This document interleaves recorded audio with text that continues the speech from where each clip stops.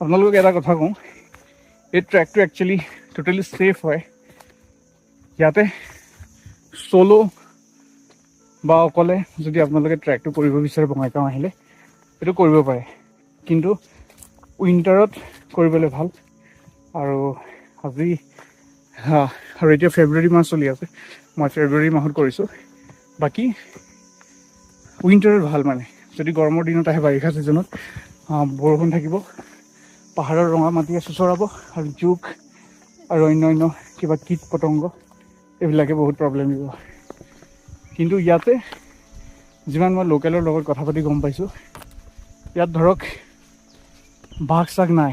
যেন আপুনি অকলে ট্ৰেক কৰি আছে, আপোনাক বাঘে খাব, বাঘে এটেক কৰিব, তেনেকুৱা ধৰণৰ প্ৰব্লেমবোৰ ইয়াত নাই।